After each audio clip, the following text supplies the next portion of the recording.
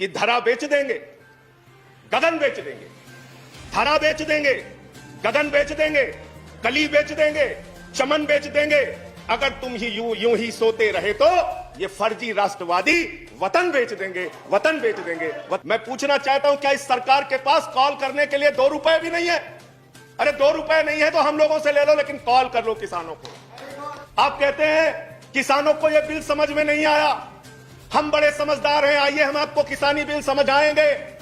मान्यवर, इनकी समस्या ये नहीं कि किसानों को यह बिल समझ में नहीं आया, इनकी समस्या ये है कि किसानों को यह बिल समझ में आ गया है और अब ये तीनों काला कानून वापस चाहते हैं किसान।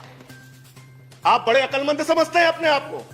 अरे किसान को इतना मूर्ख मत समझिए भाजपा के लोगों, वो बिगड़ैल बहल की नाक में नकेल डालते हैं, आपकी सरकार के नाक में भी नकेल डाल देंगे, चिंता मत कीजिए। ये सरकार 130 करोड़ हिंदुस्तानियों की सरकार नहीं है मान्यवर, ये सरकार उन 4 पूंजीपति लोगों की सरकार है जिनके लिए कानून बनाते हैं और जिनसे चंदा लेकर ये लोग चुनाव लड़ने का काम करते हैं। जो लाल किले पे लोग आए थे वो भारतीय जनता पार्टी के लोग थे, जिन्होंने लाल किले पे हमला किया, जिन्होंने लाल किले पर तिरंगे का अपमान किया। और वो दीप सिद्धू जो भाजपा का नेता है, उसकी फोटो प्रधानमंत्री के साथ है, देश के गृह मंत्री के साथ है। भारतीय जनता पार्टी को इसका जवाब देना चाहिए कि भाजपा के नेताओं ने लाल किले का अपमान क्यों किया, तिरंगे का अपमान दी गई इस देश में। पिछले 76 दिनों से किसान आंदोलन पर है, उनके ऊपर लाठियां चलाई गई, आंसू गैस के गोले छोड़े गए, बूढ़े किसानों की आंखें फोड़ दी गई, कड़कती ठंड में पानी की बौछारें की गई। उनको आतंकवादी कहा गया, उनको गद्दार कहा गया, उनको खालिस्तानी कहा गया मान्यवर, उनको अपमानित किया गया। यहां तक कि भारतीय जनता पार्टी के एक विधायक ने कहा ये किसान नहीं आतंकवादी हैं, इनको सूट कर देना चाहिए, और अगर दिल्ली पुलिस नहीं कर पाती तो मैं इनको जूतों से मारूंगा, जूतों से मारूंगा। ये भाजपा के लोग कह रहे हैं मान्यवर। इस देश के अन्नदाता जो आपको अनाज पैदा करके आपका पेट भरते हैं, आप उनको जूतों से मारने की बात करते हैं। 11 दौर की आप वार्ता कर चुके, सारी की सारी वार्ता फेल।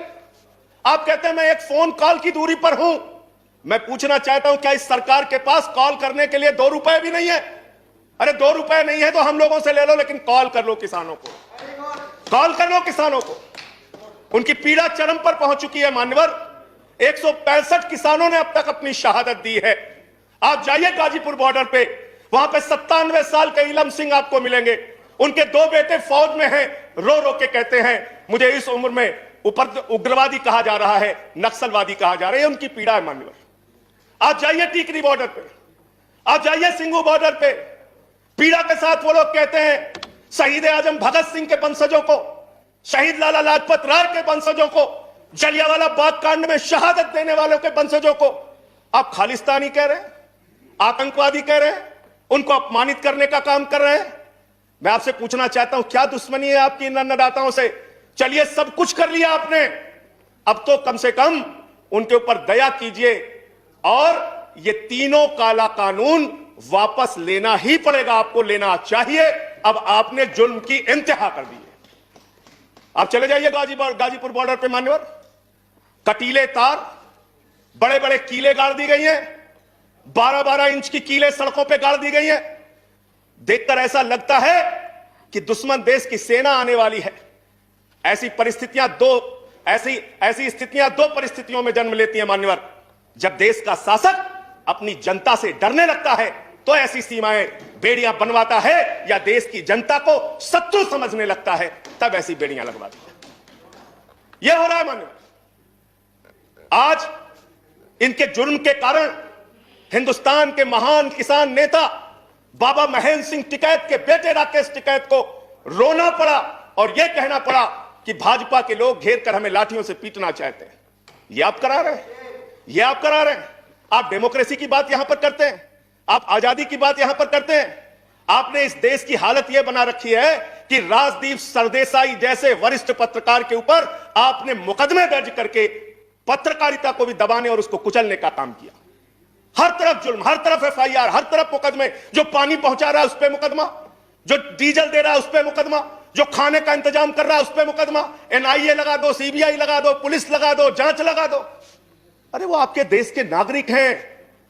आप कहते हैं किसानों को यह बिल समझ में नहीं आया, हम बड़े समझदार हैं, आइए हम आपको किसानी बिल समझाएंगे।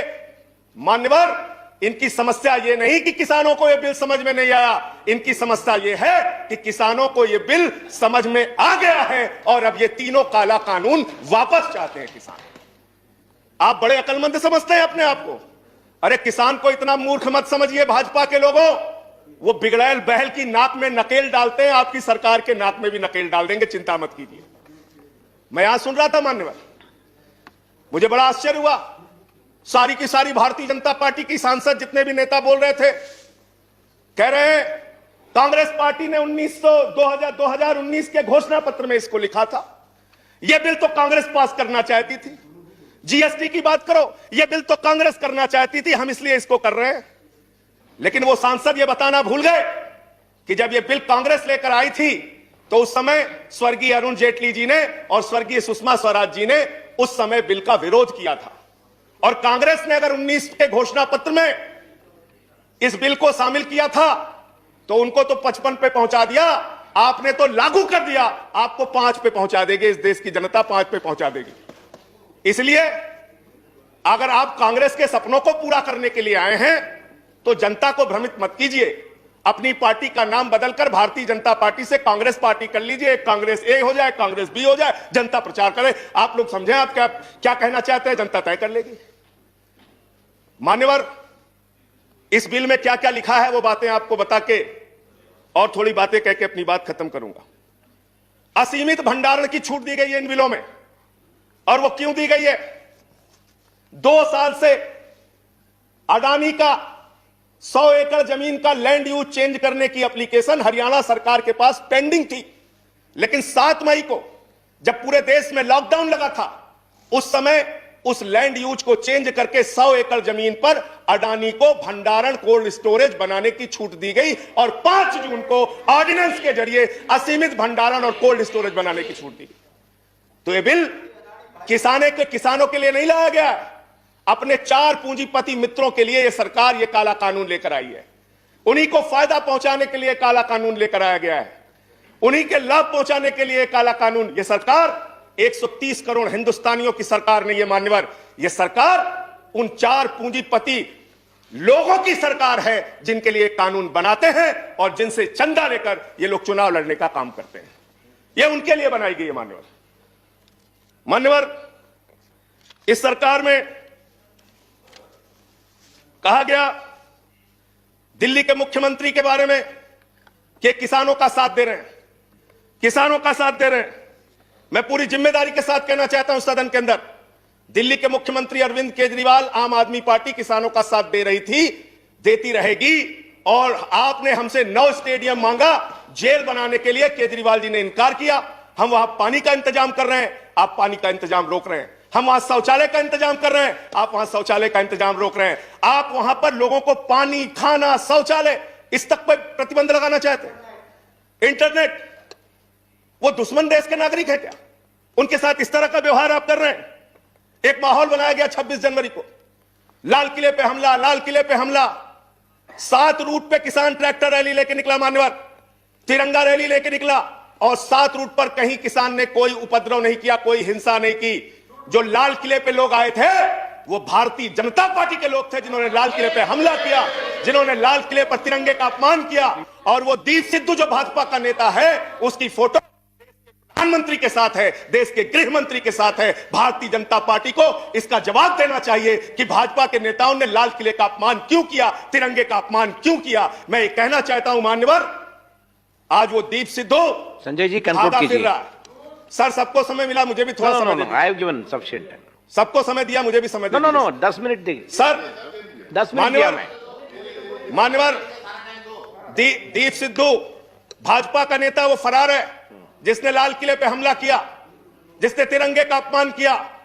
अपनी घिनौनी राजनीति के चक्कर में ये लोग कहां तक जा सकते हैं, इसका सच है ये जो सामने आया है। आप एमएसपी देने की बात कहते हैं, आप कहते हैं हम इस देश के किसान को एमएसपी देंगे।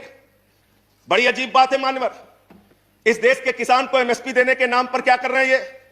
मैं उत्तर प्रदेश की खबर बता रहा हूं। 10 धान के क्रय केंद्रों पर 10 अधिकारियों के खिलाफ एफआईआर हुई क्योंकि क्रय केंद्र में खरीद में एमएसपी में गड़बड़ी की गई।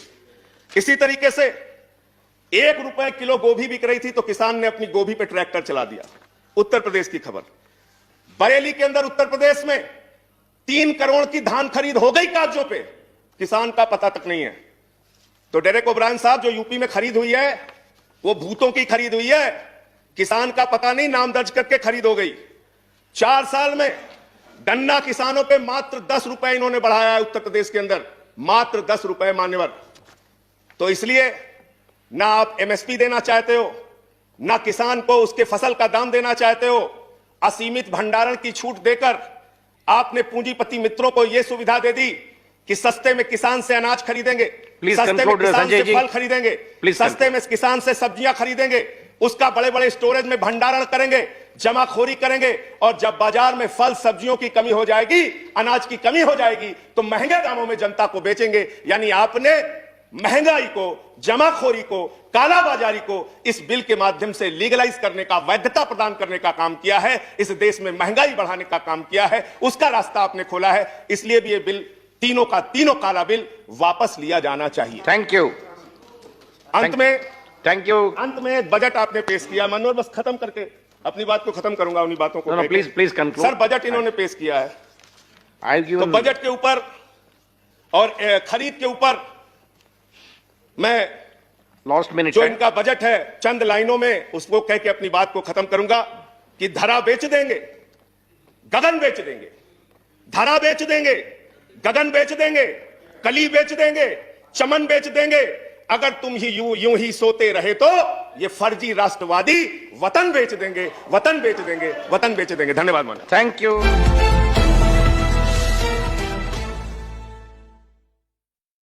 कि धरा बेच देंगे, गगन बेच देंगे, धरा बेच देंगे, गगन बेच देंगे, कली बेच देंगे, चमन बेच देंगे, अगर तुम ही यूं ही सोते रहे तो ये फर्जी राष्ट्रवादी वतन बेच देंगे, वतन बेच देंगे। मैं पूछना चाहता हूं, क्या इस सरकार के पास कॉल करने के लिए ₹2 भी नहीं है? अरे ₹2 नहीं है तो हम लोगों से ले लो, लेकिन कॉल कर लो किसानों को। आप कहते हैं किसानों को यह बिल समझ में नहीं आया, हम बड़े समझदार हैं, आइए हम आपको किसानी बिल समझाएंगे। मान्यवर, इनकी समस्या ये नहीं कि किसानों को यह बिल समझ में नहीं आया, इनकी समस्या ये है कि किसानों को यह बिल समझ में आ गया है और अब ये तीनों काला कानून वापस चाहते हैं किसान। आप बड़े अकलमंद समझते हैं अपने आप को।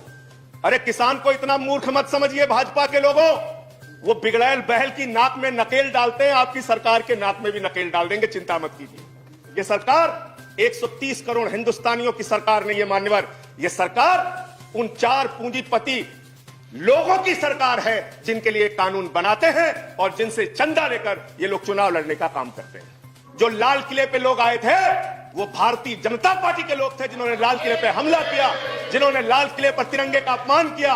और वो दीप सिद्धू जो भाजपा का नेता है, उसकी फोटो प्रधानमंत्री के साथ है, देश के गृह मंत्री के साथ है। भारतीय जनता पार्टी को इसका जवाब देना चाहिए कि भाजपा के नेताओं ने लाल किले का अपमान क्यों किया, तिरंगे का अपमान दी गई इस देश में।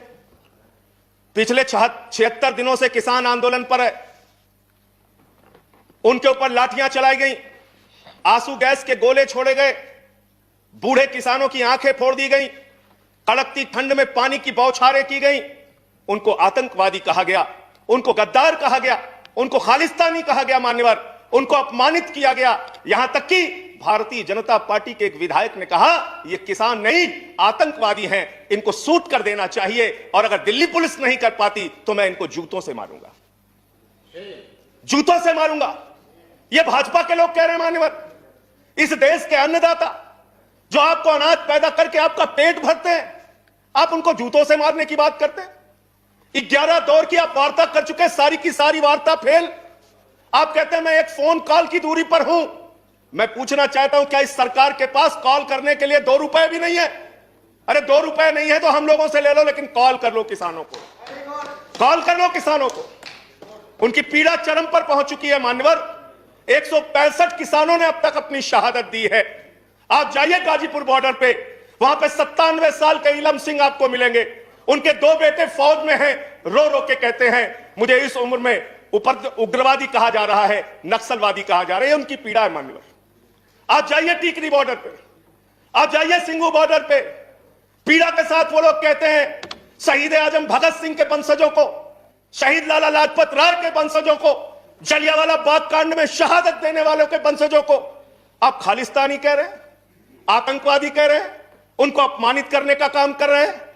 मैं आपसे पूछना चाहता हूं, क्या दुश्मनी है आपकी इन अन्नदाताओं से? चलिए, सब कुछ कर लिया आपने, अब तो कम से कम उनके ऊपर दया कीजिए और ये तीनों काला कानून वापस लेना ही पड़ेगा, आपको लेना चाहिए। अब आपने जुल्म की इंतहा कर दी है। आप चले जाइए गाजीपुर बॉर्डर पे मान्यवर, कटीले तार, बड़े बड़े कीले गाड़ दी गई हैं, 12-12 इंच की कीले सड़कों पे गाड़ दी गई हैं। देखकर ऐसा लगता है कि दुश्मन देश की सेना आने वाली है। ऐसी स्थितियां दो परिस्थितियों में जन्म लेती हैं मान्यवर। जब देश का शासक अपनी जनता से डरने लगता है तो ऐसी सीमाएं बेड़ियां बनवाता है, या देश की जनता को शत्रु समझने लगता है तब ऐसी बेड़ियां लगवाता है। यह हो रहा है मान्यवर। आज इनके जुर्म के कारण हिंदुस्तान के महान किसान नेता बाबा महेंद्र सिंह टिकैत के बेटे राकेश टिकैत को रोना पड़ा और यह कहना पड़ा कि भाजपा के लोग घेर कर हमें लाठियों से पीटना चाहते हैं। यह आप करा रहे हैं, यह आप करा रहे हैं। आप डेमोक्रेसी की बात यहां पर करते हैं, आप आजादी की बात यहां पर करते हैं। आपने इस देश की हालत यह बना रखी है कि राजदीप सरदेसाई जैसे वरिष्ठ पत्रकार के ऊपर आपने मुकदमे दर्ज करके पत्रकारिता को भी दबाने और उसको कुचलने का काम किया। हर तरफ जुल्म, हर तरफ एफआईआर, हर तरफ मुकदमे। जो पानी पहुंचा रहा है उस पर मुकदमा, जो डीजल दे रहा है उस पर मुकदमा, जो खाने का इंतजाम कर रहा है उस पर मुकदमा। एनआईए लगा दो, सीबीआई लगा दो, पुलिस लगा दो, जांच लगा दो। अरे वो आपके देश के नागरिक हैं। आप कहते हैं किसानों को यह बिल समझ में नहीं आया, हम बड़े समझदार हैं, आइए हम आपको किसानी बिल समझाएंगे। मान्यवर, इनकी समस्या यह नहीं कि किसानों को यह बिल समझ में नहीं आया, इनकी समस्या यह है कि किसानों को यह बिल समझ में आ गया है और अब ये तीनों काला कानून वापस चाहते हैं किसान। आप बड़े अकलमंद समझते हैं अपने आप को। अरे किसान को इतना मूर्ख मत समझिए भाजपा के लोगों। वो बिगड़ैल बहल की नाक में नकेल डालते हैं, आपकी सरकार के नाक में भी नकेल डाल देंगे, चिंता मत कीजिए। मैं यहां सुन रहा था मान्यवर, मुझे बड़ा आश्चर्य हुआ।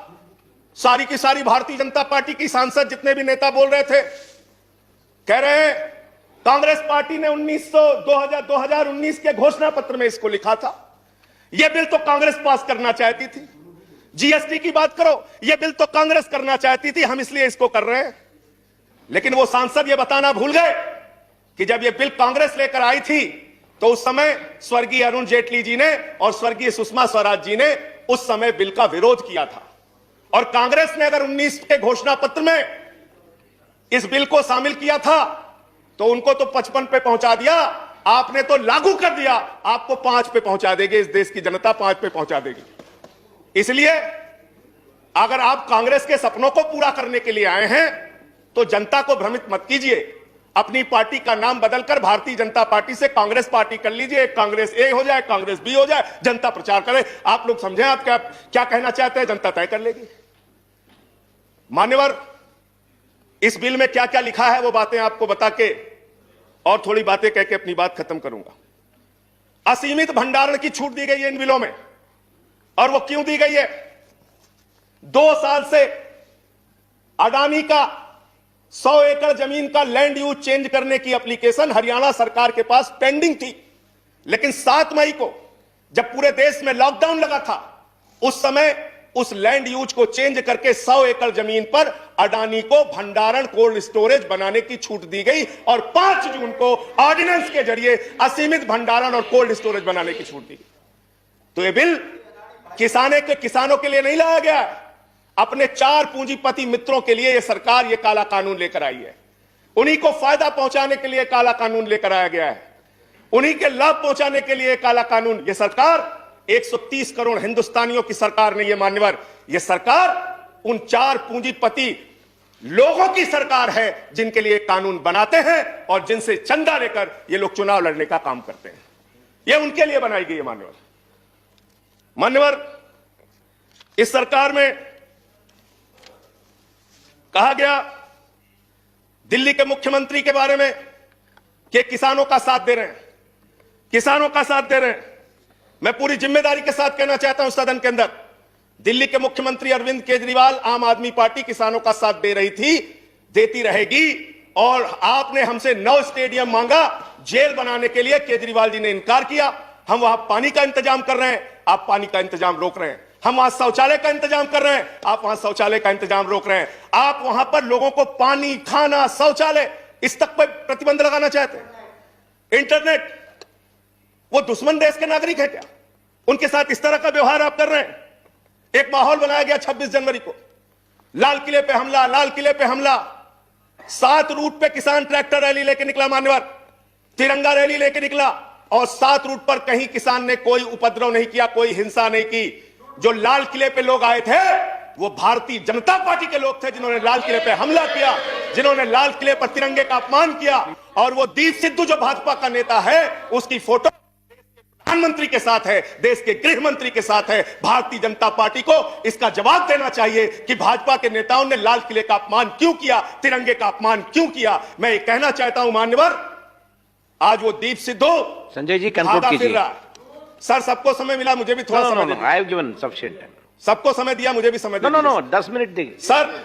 10 मिनट दिया मैं।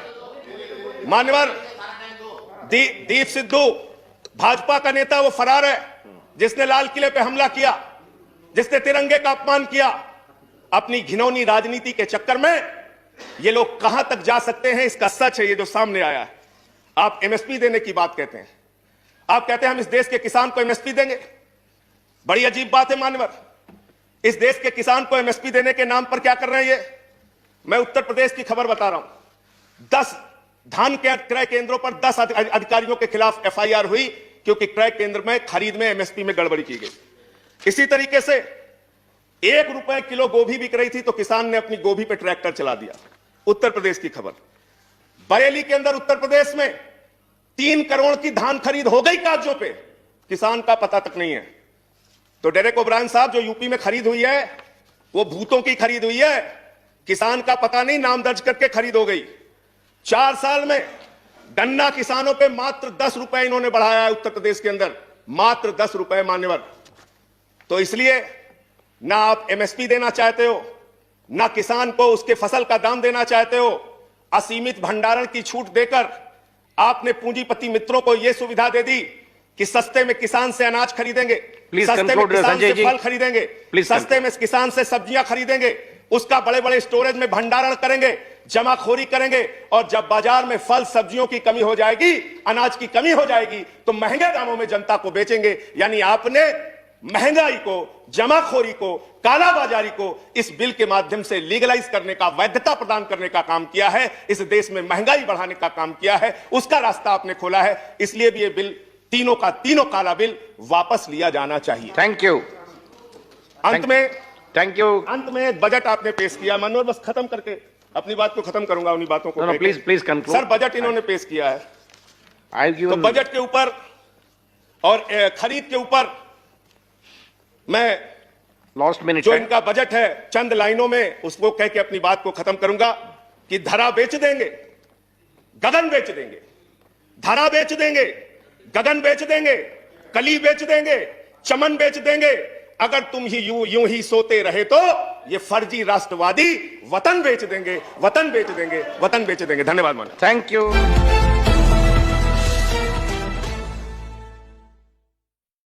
कि धरा बेच देंगे, गगन बेच देंगे, धरा बेच देंगे, गगन बेच देंगे, कली बेच देंगे, चमन बेच देंगे।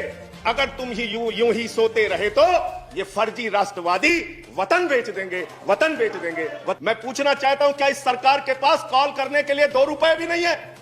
अरे 2 रुपए नहीं है तो हम लोगों से ले लो, लेकिन कॉल कर लो किसानों को। आप कहते हैं किसानों को यह बिल समझ में नहीं आया, हम बड़े समझदार हैं, आइए हम आपको किसानी बिल समझाएंगे। मान्यवर, इनकी समस्या ये नहीं कि किसानों को ये बिल समझ में नहीं आया, इनकी समस्या ये है कि किसानों को ये बिल समझ में आ गया है और अब ये तीनों काला कानून वापस चाहते हैं किसान। आप बड़े अकलमंद समझते हैं अपने आप को। अरे किसान को इतना मूर्ख मत समझिए भाजपा के लोगों, वो बिगड़ैल बहल की नाक में नकेल डालते हैं, आपकी सरकार के नाक में भी नकेल डाल देंगे, चिंता मत कीजिए। ये सरकार 130 करोड़ हिंदुस्तानियों की सरकार नहीं है मान्यवर, ये सरकार उन 4 पूंजीपति लोगों की सरकार है जिनके लिए कानून बनाते हैं और जिनसे चंदा लेकर ये लोग चुनाव लड़ने का काम करते हैं। जो लाल किले पे लोग आए थे वो भारतीय जनता पार्टी के लोग थे जिन्होंने लाल किले पे हमला किया, जिन्होंने लाल किले पर तिरंगे का अपमान किया।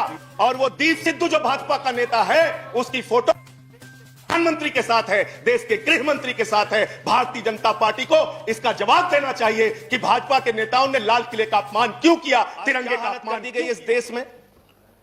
पिछले 76 दिनों से किसान आंदोलन पर है, उनके ऊपर लाठियां चलाई गई, आंसू गैस के गोले छोड़े गए, बूढ़े किसानों की आंखें फोड़ दी गई, कड़कती ठंड में पानी की बौछारें की गई। उनको आतंकवादी कहा गया, उनको गद्दार कहा गया, उनको खालिस्तानी कहा गया, मान्यवर, उनको अपमानित किया गया। यहां तक कि भारतीय जनता पार्टी के एक विधायक ने कहा ये किसान नहीं आतंकवादी हैं, इनको सूट कर देना चाहिए और अगर दिल्ली पुलिस नहीं कर पाती तो मैं इनको जूतों से मारूंगा, जूतों से मारूंगा। ये भाजपा के लोग कह रहे हैं मान्यवर। इस देश के अन्नदाता जो आपको अनाज पैदा करके आपका पेट भरते हैं, आप उनको जूतों से मारने की बात करते हैं। 11 दौर की आप वार्ता कर चुके, सारी की सारी वार्ता फेल। आप कहते हैं मैं एक फोन कॉल की दूरी पर हूं। मैं पूछना चाहता हूं क्या इस सरकार के पास कॉल करने के लिए 2 रुपए भी नहीं है? अरे 2 रुपए नहीं है तो हम लोगों से ले लो, लेकिन कॉल कर लो किसानों को, कॉल कर लो किसानों को। उनकी पीड़ा चरम पर पहुंच चुकी है मान्यवर। 165 किसानों ने अब तक अपनी शहादत दी है। आप जाइए गाजीपुर बॉर्डर पे, वहां पे 97 साल के इलम सिंह आपको मिलेंगे। उनके 2 बेटे फौज में हैं, रो रो के कहते हैं मुझे इस उम्र में उग्रवादी कहा जा रहा है, नक्सलवादी कहा जा रहा है। उनकी पीड़ा है मान्यवर।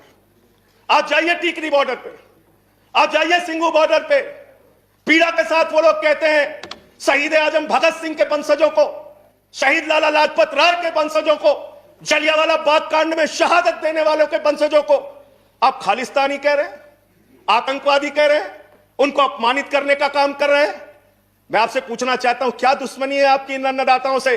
चलिए सब कुछ कर लिया आपने, अब तो कम से कम उनके ऊपर दया कीजिए और ये तीनों काला कानून वापस लेना ही पड़ेगा, आपको लेना चाहिए। अब आपने जुल्म की इंतहा कर दी है। आप चले जाइए गाजीपुर बॉर्डर पे मान्यवर, कटीले तार, बड़े बड़े कीले गाड़ दी गई हैं, 12-12 इंच की कीले सड़कों पे गाड़ दी गई हैं। देखकर ऐसा लगता है कि दुश्मन देश की सेना आने वाली है। ऐसी स्थितियां दो परिस्थितियों में जन्म लेती हैं मान्यवर। जब देश का शासक अपनी जनता से डरने लगता है तो ऐसी सीमाएं बेड़ियां बनवाता है, या देश की जनता को शत्रु समझने लगता है तब ऐसी बेड़ियां लगवाता है। यह हो रहा है मान्यवर। आज इनके जुर्म के कारण हिंदुस्तान के महान किसान नेता बाबा महेंद्र सिंह टिकैत के बेटे राकेश टिकैत को रोना पड़ा और यह कहना पड़ा कि भाजपा के लोग घेर कर हमें लाठियों से पीटना चाहते हैं। यह आप करा रहे हैं, यह आप करा रहे हैं। आप डेमोक्रेसी की बात यहां पर करते हैं, आप आजादी की बात यहां पर करते हैं। आपने इस देश की हालत यह बना रखी है कि राजदीप सरदेसाई जैसे वरिष्ठ पत्रकार के ऊपर आपने मुकदमे दर्ज करके पत्रकारिता को भी दबाने और उसको कुचलने का काम किया।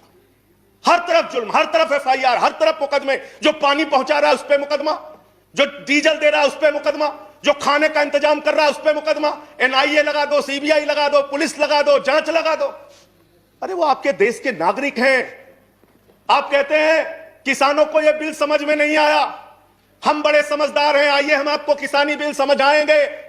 मान्यवर, इनकी समस्या यह नहीं कि किसानों को यह बिल समझ में नहीं आया, इनकी समस्या यह है कि किसानों को यह बिल समझ में आ गया है और अब ये तीनों काला कानून वापस चाहते हैं किसान।